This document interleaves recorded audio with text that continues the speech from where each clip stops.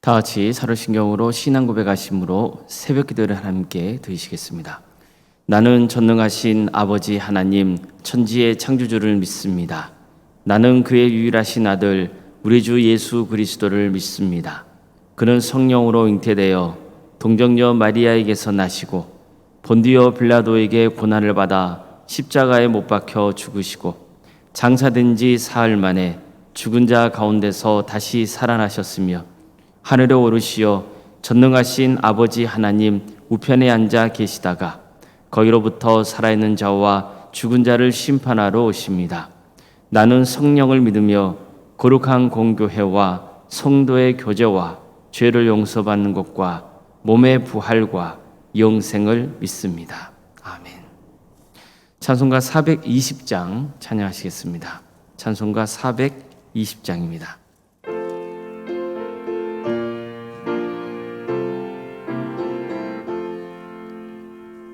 너 성결케 위해 늘 기도하며 너 주 안에 있어 늘 성경 보고 온 형제들 함께 늘 사귀면서 일하기 전마다 너 기도하라. 너 성결케 위해 내 머리 숙여 저 은밀히 계신 내 주께 빌라. 주 사귀어 살면 주 닮으리니 널 보는 이마다 주 생각하리.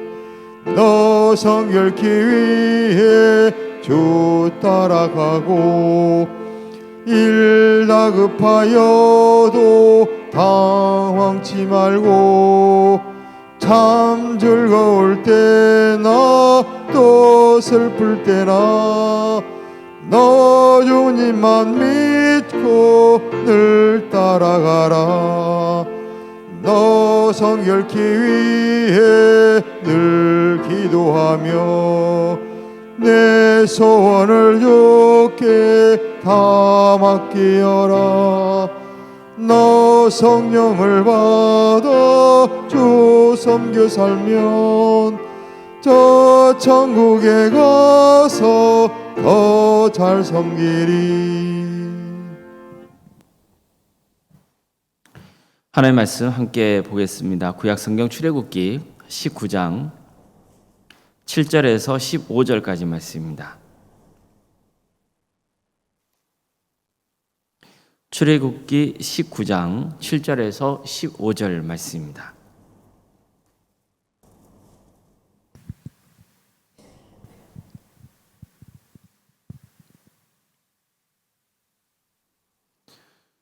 출애굽기 19장 7절에서 15절까지 말씀을 교독하시겠습니다. 모세가 내려와서 백성의 장로들을 불러 여호와께서 자기에게 명령하신 그 모든 말씀을 그들 앞에 진술하니 백성이 일제히 응답하여 이르되 여호와께서 명령하신 대로 우리가 다 행하리이다. 모세가 백성의 말을 여호와께 전하매 여호와께서 모세에게 이르시되 내가 빽빽한 구름 가운데서 내게 임함은 내가 너와 말하는 것을 백성들이 듣게 하며 또한 너를 영영이 믿게 하려 함이니라.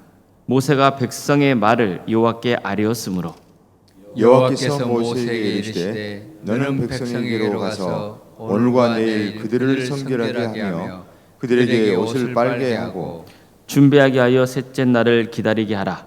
이는 셋째 날이 나 여호와가 온 백성의 목전에서 시내산에 강림할 것임이니 너는 백성을 위하여 주의 경계를 정하고 이르기를 너희는 삼가 산에 오르거나 그 경계를 침범하지 말지니 산을 침범하는 자는 반드시 죽임을 당할 것이라.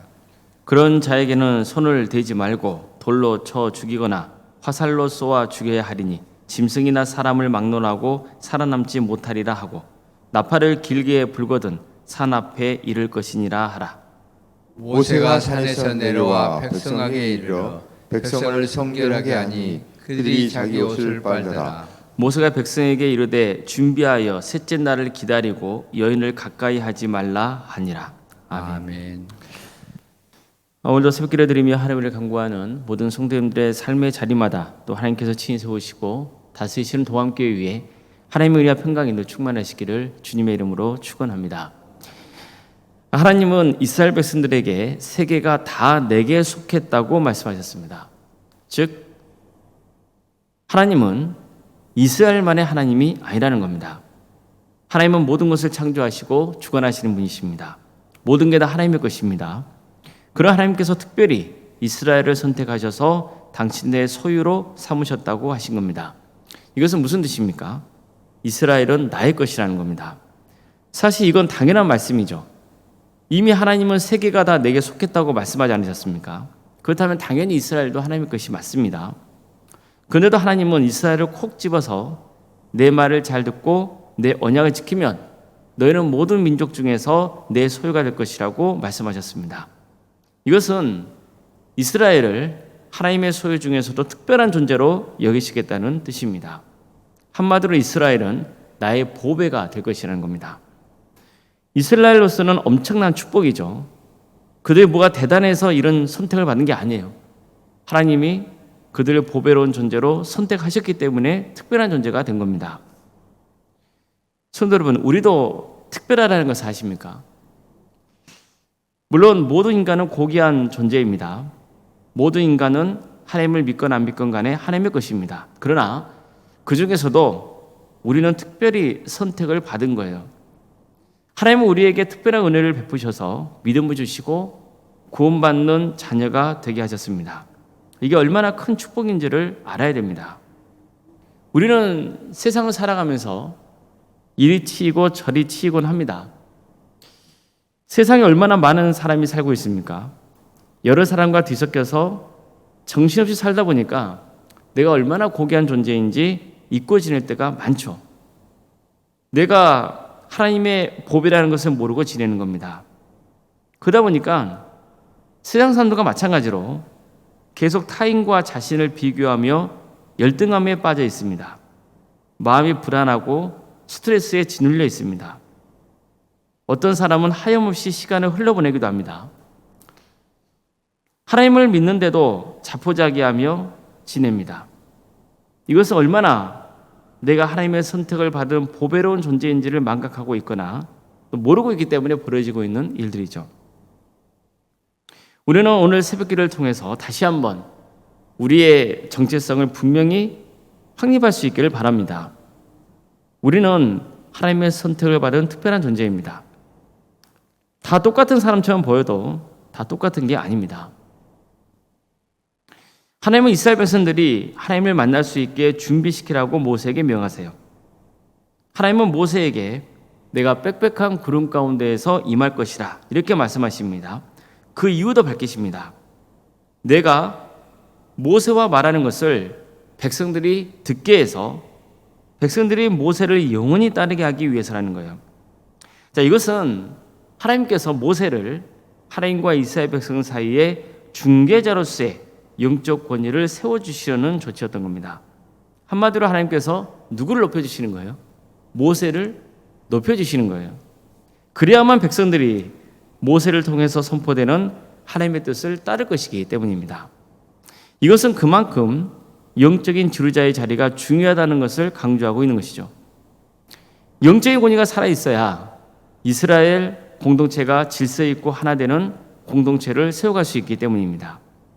또 이 말씀은 영적인 권위는 어디서 비롯되는 것인지도 가르쳐줍니다. 하나님입니다. 모세의 능력이나 어떤 외적인 조건으로 영적 권위가 세워지는 게 아니고 오직 하나님의 관계 속에서 영적인 권위가 주어진다는 겁니다.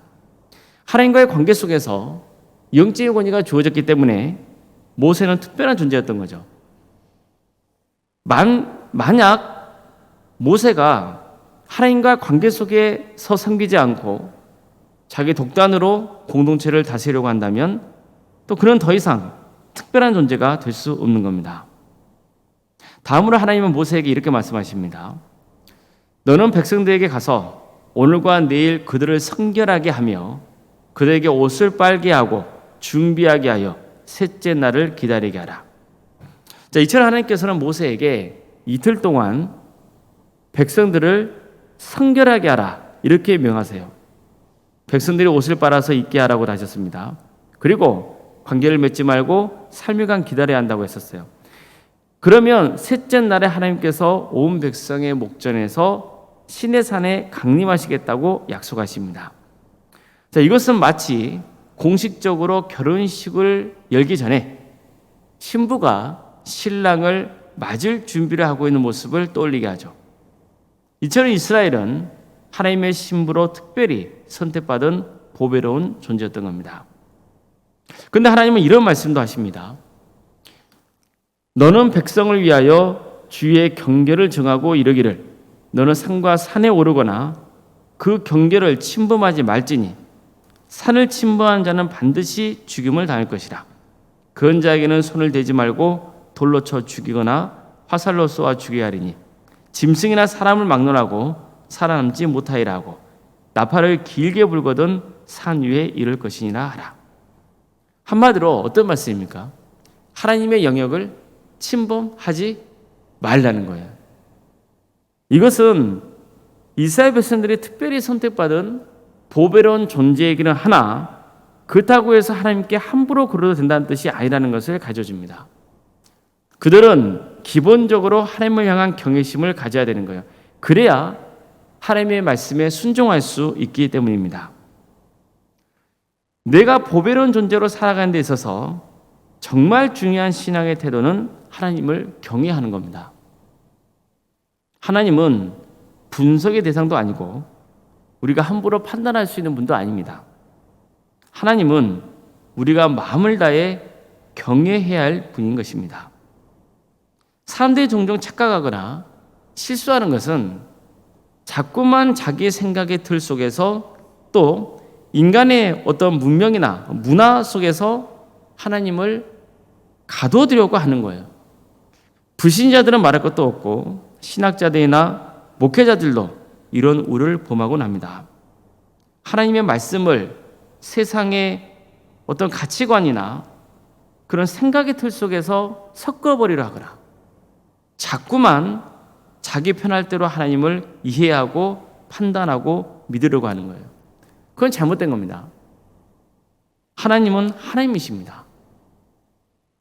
하나님은 다른 그 무엇과도 섞일 수 없는 분이세요. 하나님은 하나님이세요.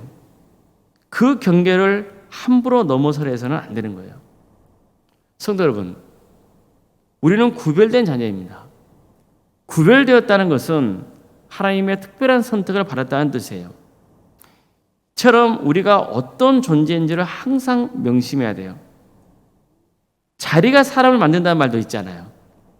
마찬가지로 우리가 어떤 정체성을 가지고 있느냐에 따라서 내 삶의 질이 달라지는 거예요. 우리는 특별한 존재입니다. 하나님의 은혜를 입고 구원받은 그분의 자녀입니다. 그렇기 때문에 선택받은 하나님의 자녀로서 거기에 걸맞는 삶을 살아가야 하는 겁니다. 그것은 세상과 구별된 거룩한 삶입니다. 즉 성결한 삶인 겁니다. 우리나라는 군대를 제대하면요 보통 예비군으로 편성이 돼요. 그래서 주기적으로 모여서 훈련을 받습니다. 그런데 흥미로운 점을 발견할 수 있어요. 그렇게 밖에서는 품위 있게 옷도 입고 또 말이나 행동이 조심스러운 사람도요 예비군 옷만 바꿔 입으면 달라져요. 말도 거칠어지고 함부로 해요. 또 군 관계자의 말을 잘 들으려 하지 않아요. 그렇게 밖에서는 시간을 아끼고 열심히 살아가는 사람들이 예비군 훈련소에만 딱 들어가면요 어떻게든 요령을 피우고 쉬려고 하고 시간만 때우려 한다는 거죠. 이처럼 어떤 옷을 입느냐에 따라서 사람의 자세나 태도가 달라져요. 성경에 이런 말씀이 있습니다. 또한 너희가 이 시기를 알거니와 자다가 깰 때가 벌써 되었으니 이는 이제 우리의 구원이 처음 미룰 때보다 가까웠습니다. 밤이 깊고 낮이 가까웠으니 그러 우리가 어둠의 일을 벗고 빛의 갑옷을 입자. 낮과 같이 단정히 행하고 방탕하거나 술 취하지 말며 음란하거나 호색하지 말며 다투거나 시기하지 말고 오직 주 예수 그리스도로 옷 입고 정욕을 위하여 육신의 일을 도모하지 말라. 보십시오. 어떤 옷을 입으라 그럽니까? 예수 그리스도로 옷을 입으라고 말씀하고 있죠. 그러니까 이거야말로 우리가 세상과 구별된 특별한 존재인 것을 드러내는 방법입니다.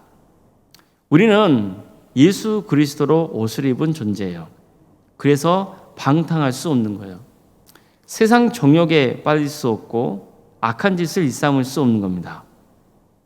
이스라엘 백성들은 자신들을 성결하게 하면서 하나님의 임재를 기다려야 했습니다. 마찬가지로 우리도 예수 그리스도로 옷 입고 주님의 재림을 기다려야 되는 거예요. 항상 자신을 성결하게 해야 됩니다. 그래서 이 땅에 사는 동안 성결한 주의 심으로서 특별한 존재로 살아가고 또 주님이 오실 때 영생의 축복을 누리는 복된 인생, 그래서 영원히 주님과 함께 사는 특별한 인생이 되시기를 주님의 이름으로 축복합니다. 기도하시겠습니다. 사랑의 하나님, 아무것도 아닌 저희들을 하나님께서 특별한 존재로 삼으시고 주님의 자녀로 불러주셔서 감사드립니다. 우리가 얼마나 하나님 앞에 고귀한 존재인지 보배로운 존재인지를 또 오늘 말씀을 통해 다시 한번 깨닫게 하시니 감사드립니다. 그러나 주님께서는 우리에게 성결을 명하셨습니다. 하나님과 인간 사이에 엄밀한 질적인 차이가 있으며 항상 하나님의 자녀답게 구별된 존재로서 살아갈 것을 요구하십니다. 오늘 말씀을 통해서 다시 한번 우리가 하나님의 뜻을 알았으니 그 말씀에 순종하는 삶의 길을 가게 하여 주시옵소서. 하나님께 특별히 선택받은 거룩한 존재로서 성결된 삶으로 주께 영광 돌리고 또 세상에는 선한 영향력을 끼치는 복된 인생이 될 수 있도록 인도하여 주시옵소서. 우리 동암교회도 세상과 구별된 거룩한 공동체가 되기를 소망합니다. 예수 그리스도의 복음을 붙들고 또 우리 성도들 모두가 서로 사랑으로 섬기며 하나 되는 교회가 될 수 있도록 도와주시옵소서. 사탄의 시험과 유혹이 우리 동암교회를 침범하지 못하도록 주님께서 친히 이 교회를 지켜주시옵소서. 하나님의 은혜 속에 우리 동암교회가 세상을 구원하는 구원의 방주가 되게 하여 주시고 많은 영혼들을 그리스도께로 인도하는 거룩한 교회, 하나님의 사랑을 세상에 증거하는 교회가 되게 하여 주시옵소서. 우리 성도들의 삶을 주께서 지켜주시고 보호하여 주시옵소서. 특별히 질병 가운데 고통을 당하고 있는 성도들이 있습니다. 위암으로 또 유방암으로 혈액암으로 또 폐렴과 당뇨로 심부전증과 갑상선과 소화장애와 허리골절로 또 소화압의 장애로 공황장애로 신경쇠약과 난청으로 또 중독과 치매로 불면증으로 또 포도막염으로 만성관념과 혈신증으로 허리협착증으로 또 여러 장기 이상으로 치유받고 있는 성도들이 있습니다. 또 수술 이후에 회복을 바라는 성도도 있고 또 수술을 앞두고 있는 성도들도 있사오니 주님께 도와주시고 함께하여 주시옵소서. 주님께서 긍휼을 베풀어주시고 치유와 회복의 은혜를 허락하여 주시옵소서. 무엇보다도 구원의 소망을 놓치지 않도록 인도하여 주시옵소서. 학업으로 직장으로 또 공복무로 여러 형편 가운데 해외에 나가 있는 성도들이 있사오니 주님, 그들이 어디에 머물러 있건 하나님의 영광 위에서 살아갈 수 있도록 인도하여 주시고 하나님의 복된 자로서 섬길 수 있도록 도와주시옵소서. 자녀 잉태를 놓고 기도하고 있는 성도들의 가정이 있사오니 그 가정을 복되게 해주셔서 하나님 때 기필코 자녀가 출산하게 되는 축복을 허락하여 주시며 우리에게 주어지는 자녀손들이 하나님께서 베풀어 주신 은사와 달란트로 선한 영향력을 끼칠 수 있도록 인도하여 주시고 끝까지 구원받은 자녀로 신앙을 지키며 믿음의 대를 이어갈 수 있도록 주께서 신이 함께하여 주시옵소서.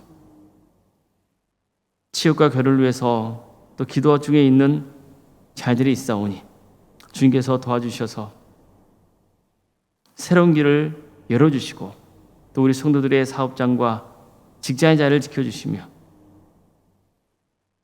이 일을 통하여서 하나님을 영화롭게 하고 하나님의 영광에 드러나는 귀한 역사가 있게 하여 주시옵소서.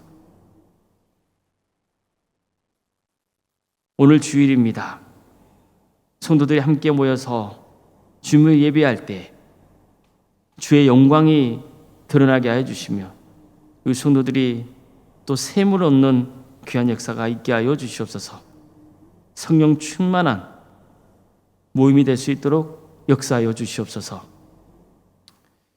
여러 부서를 통해서 섬기는 우리 성도들이 있습니다. 오늘 하루 섬김의 삶을 살아갈 때 주님 기쁨이 있게 하여 주시고 또 하나님의 은혜와 평강이 가득 넘치게 하여 주시옵소서. 오른 생각 사모님 성령 충만케 하여 주시며 평안의 축복을 보여주시고 믿음의 가정으로 든든히 세워져가는 역사가 있도록 도와주시옵소서. 장로인 간수 이사님, 권사님과 집사님, 교육자 모두에게 성령 충만의 역사를 허락하여 주시옵소서. 맡은 직분을 충성되게 잘 감당하게 하여 주시옵소서. 하나님께서 그 직분을 주셨다는 것, 그래서 특별히 또 구별된 존재임을 항상 깨닫게 하여 주셔서 낮고 겸손한 마음으로 섬길 수 있도록 인도하여 주시옵소서. 이 나라를 주께서 긍휼히 주십시오. 하나님의 공의와 정의가 바로 세워지는 나라 되게 하여 주시고 이 땅에 서진 수많은 교회들이 빛과 소금의 사명을 잘 감당할 수 있도록 인도하여 주시옵소서. 남과 북이 하나 되게 하여 주시고 하나님 나라에 선신하고 있는 목회자들과 또 선교사들 위해 함께 하셔서 그대의 가정을 지켜주시며 사기자를 지켜주셔서 그대의 헌신을 통해서 많은 권의 연매가 맺어지는 역사가 있게 하여 주시옵소서. 주님, 오늘 하루의 삶을 주님께 의지합니다. 주님께서 복 주시겠다 약속하신 거룩한 날이오니 우리 성도들 하나님의 충만하신 은혜를 입는 거룩한 하루가 되게 하여 주시옵소서. 예수 그리스도의 이름으로 기도드리옵나이다. 아멘.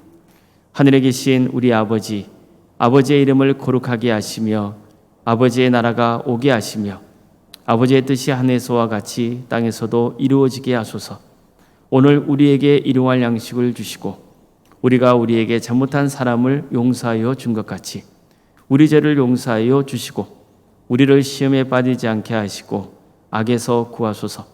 나라와 권능과 영광이 영원히 아버지의 것입니다. 아멘.